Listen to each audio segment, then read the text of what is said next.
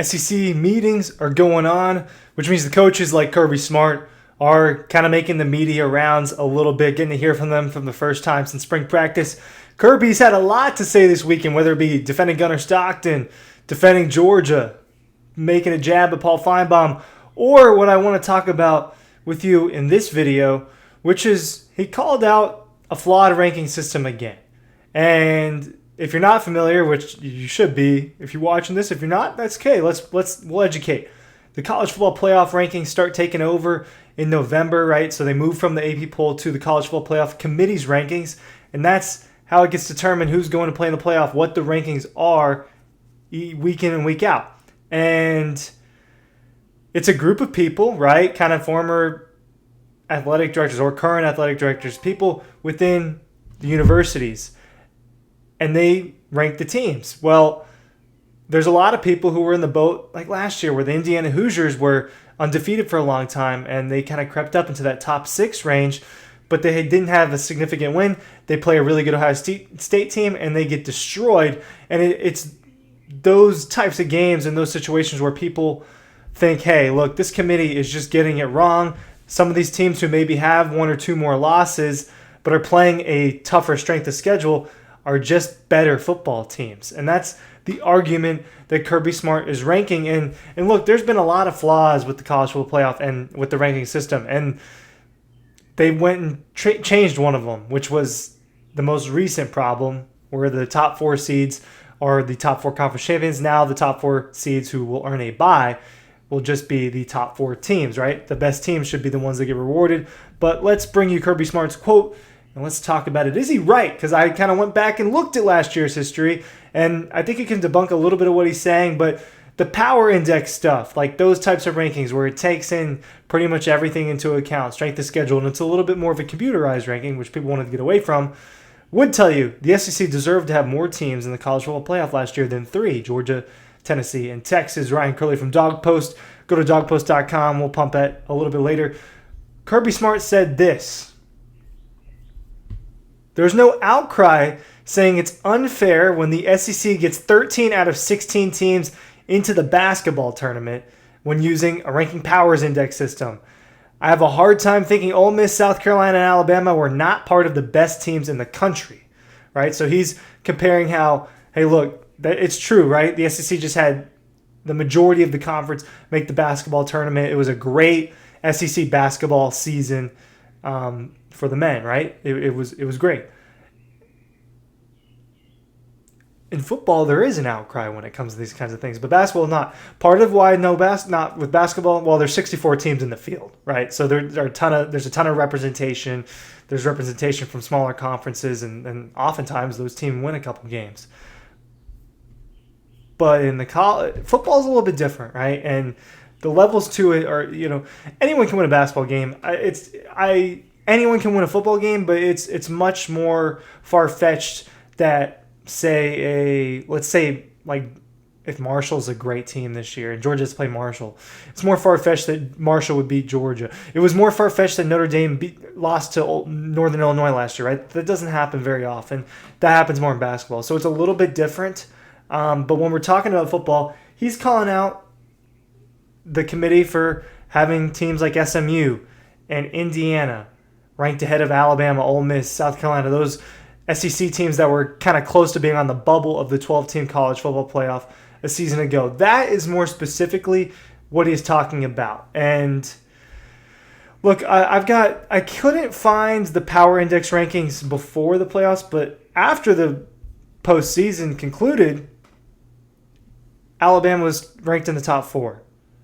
Ole Miss was ranked in the top 5. And Alabama lost their last game to Michigan in their bowl game. That's including that. South Carolina, after losing their bowl game, is just behind SMU and Clemson. Right now, Clemson's a different story. They won the ACC championship. That's an automatic bid into the playoff. I'm not arguing that rule at all. That stands to me. Now, here's the thing. If a team has one loss, right, like in the regular season, like SMU did, And we argue you shouldn't punish teams for their conference championship loss, right? So SMU's 11-1, Indiana's 11-1. It starts to beg the question: do you value 11-1 more for that ACC schedule without a really significant win, and that Big Ten schedule that lacked a significant win for those respective schools?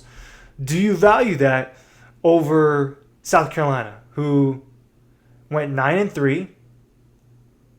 Had a win over Clemson, a win over a ranked Missouri, a win over a ranked Texas A&M, and 3 ranked losses. 2 of them being barely, right? Field goal losses to Alabama and LSU, one being on the road. And then the other, they get kind of destroyed by Ole Miss. So they lost 3 games. That's kind of the kicker, right? Is people are going to view that win-loss column more so, especially when it's a group of people where not all of them are part of the SEC and understand the grind and the extra talent level in the conference. It's just a deeper conference, right? The Big Ten is very, very good at the top. The other conferences are very good at the top. The SEC is also very good at the top, but that top is bigger, right? It has more teams in it. So do you value that? Do you value Ole Miss's schedule more, where they had the win over Georgia, but they lost to the Gators, and they lost in overtime to LSU, and they lost to Kentucky? I looked at Ole Miss's, and I had a harder time defending it, right? They destroy these bad teams. They lose to Florida. They lost to Ole Miss in overtime, didn't help it. The loss to Kentucky is the one where it's like, okay, if you can lose to Kentucky, to me, which Kentucky was a very bad team in the conference last year, I don't know that you necessarily deserve a berth. Alabama, another team that beat Georgia. Well, they lost to Vanderbilt, an improved Vanderbilt team, but still it's Vanderbilt. They lost to Tennessee, a college football playoff team. You don't knock them too much for that.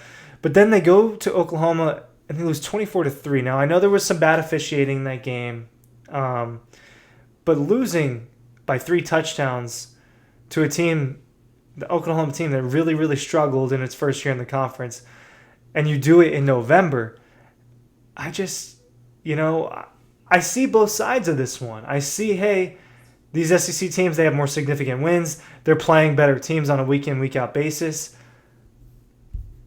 It's almost like, should there be playing games, right? The thing is, we're continuing to head in a direction where we're going to continue to expand this playoff. The SEC and the Big Ten want automatic bids, and they want an expanded from 12. They want it 16 or 14, and the SEC gets 4 automatic bids, and the Big Ten gets 3, and the other power conferences get 2, and then there's at-larges and all of that. Well, the SEC already had 3 in a 12-team playoff. So what does the 4th team do there? I just don't know if I go with that. But do I think that Alabama or South Carolina or Ole Miss would have beaten Indiana or SMU in a head-to-head? I do. And then that's kind of the question we have to ask ourselves is, do we value the team that we think is better or the team that performed better based off of who they're playing? Well, Indiana, 1 loss to Ohio State. Now, it wasn't pretty. Do you keep them out of the playoff because they lost 1 game? That's one of those tough things. I was under the belief that they're not one of the 12 best teams. And I think it showed when they lost to Notre Dame the way it did in the first week. And it showed SMU was not one of the 12 best teams the way it lost to Penn State in the first round of the college football playoff. Clemson honestly put up a better fight against Texas than those other 2 schools did. Boise State kind of showed it didn't really belong where it did. With South Carolina, Ole Miss, Alabama, those SEC schools on the cusp of getting in have performed better?